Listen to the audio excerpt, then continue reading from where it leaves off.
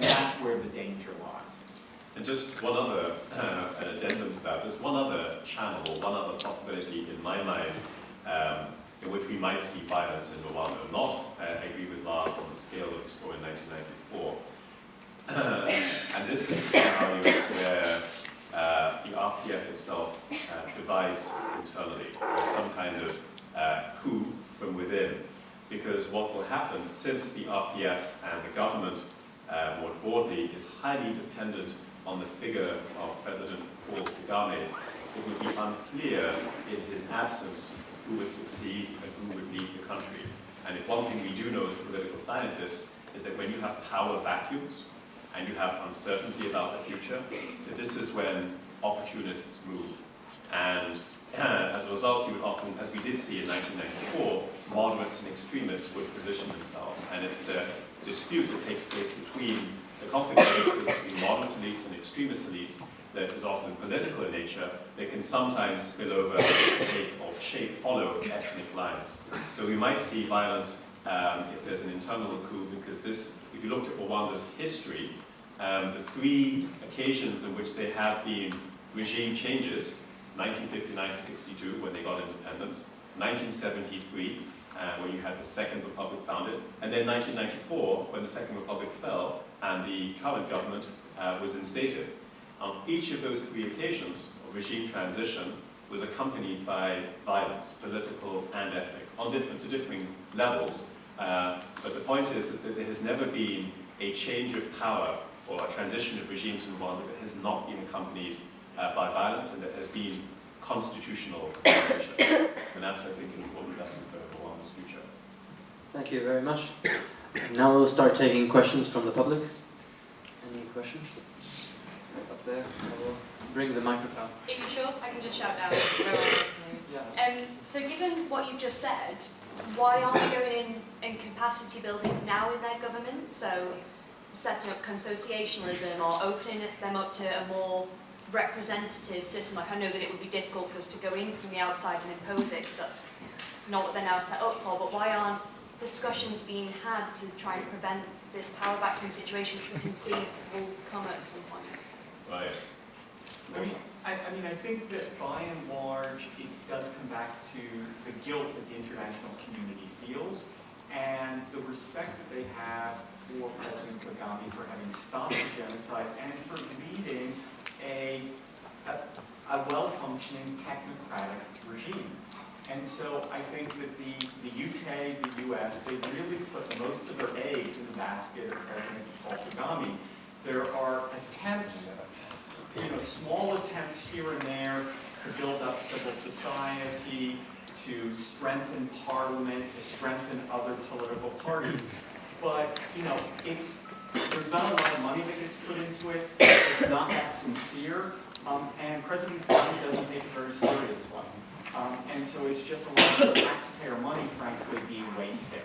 I don't think that there's a sense that there's any real leverage over the Rwandan government to get them to open up the regime. And the Rwandan government reacts, as Omar has said, very badly to any criticism. So every April, at the commemoration of the genocide, President Kagame gets up and he trashes the international community, his donors, the people that give him 50% of his budget. He trashes them for having failed Rwanda in the genocide. And he attacks them for criticizing Rwanda today for what Rwanda is doing in Congo.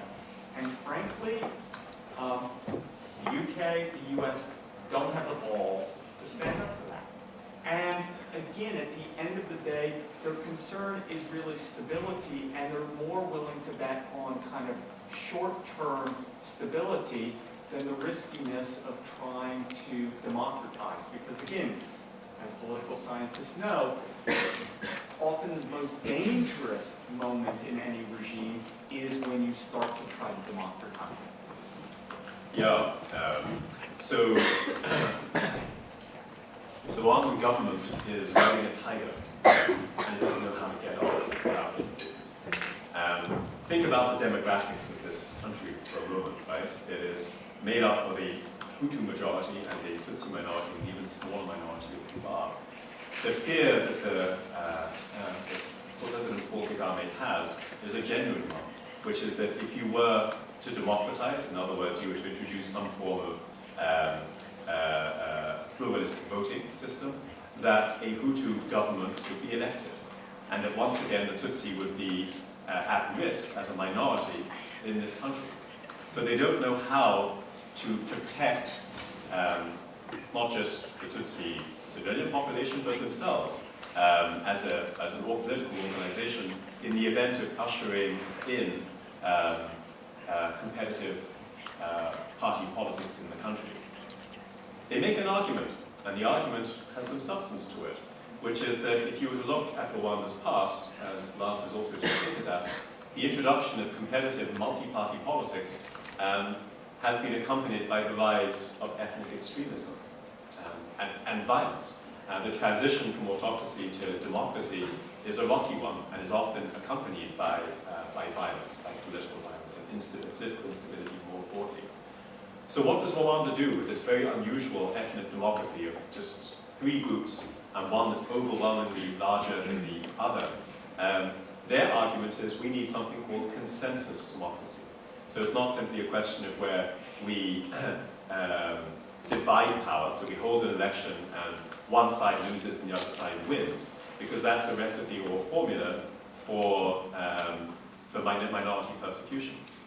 They say we should go for consensus democracy, which is a variant of associational democracy, but they have a particular interpretation when they say consensus democracy. Consensus democracy is not about power dividing, it's about power sharing.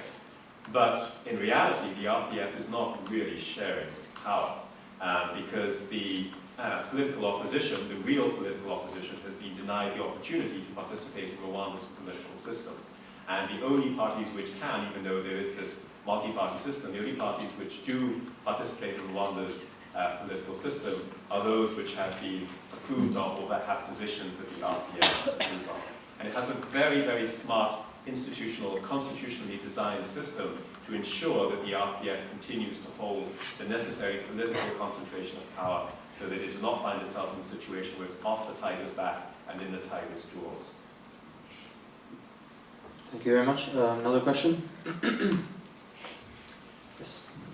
I think I'm not really in a good position to give a question here, because I feel very bad when I hear something like recipes of different stories in my country. I know how I suffered. Whatever you give as a name of the genocide, myself as a Rwandan, I have the right to say this is not true, because my parents were not from the same tribe, from the same ethnic. But I lost all of them and killed by, astonishingly, those who were Tutsi were killed by Hutus, militia, not people who were organized, because this was a chaos who happened when this place was shut down. By whom? Most of the time, you are talking about the genocide. I can sing really very good words, but you don't touch the factor who triggered this genocide.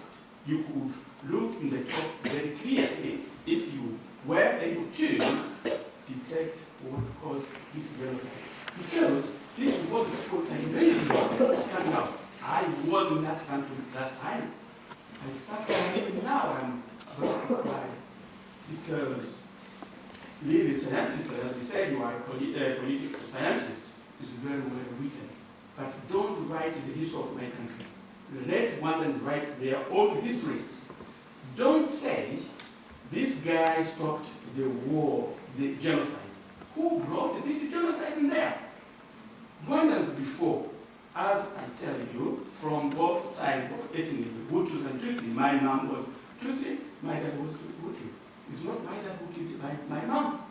And don't forget, all those who came from Uganda maybe were relatives of my mom, because I saw her only in my country. But the condition in which it was killed, and this 3 years after this genocide, the so-called genocide. Genocide was, I think, if you were a good scientist, what happened in Congo because one ethnic was selectively there. Instead of protecting them, as you say, this UN, okay, you are very good. We can't criticize you. If I criticize you, you will appoint me as somebody who is denying the genocide, revisionist. Don't forget I'm a Rwandan. I can tell you because I know better than you. They give you from reading. You were at university. Everyone who was the best was getting the scholarship without anything, looking at whatever this genocide you are saying. Even people will tell you, oh, those who are not studying, not allowed to study. But the one who's telling you is the one who was studying with us. We were together. Even now, you can't see, or you see, but you don't try to tell people the truth. They are selectively giving scholarship. You can go to statistics and see how many Tutsis, how many Hutus are going out. And again, you say there is no ethnic. How can you say that? Ethnic is created by God. If I am not a scientist, a biologist, but how can you say, no, don't stop me. How can you say... It's supposed to be a question. We need more of a question. Yeah. And we'd like to respond to them. But if you want to wrap up with a question, that would be helpful. Questions are a lot in my mind. I can't know where to commence to give you questions. First of all, if I start to give questions that you discuss in depth, let's give you... Let us respond, and we can also talk afterwards. Okay? So let me respond to a couple of things. One is that there is a debate about who shot down the plane. It's recognized that the shooting down of the plane of the president triggered the genocide. And there is a very lively debate about whether it was Hutu extremists who shot it down or RPF who shot it down. And so I'm just trying to make this point for the general audience. I guess I would object very strongly to your use of the term so-called genocide. Okay? I think that what happened in Rwanda was very clearly a genocide. I do not think it was a so-called genocide. I am very critical of the RPF. I'm very critical of President Kagame. But I think that what happened, and I think he may have well had a hand in triggering the genocide, but that doesn't make it any less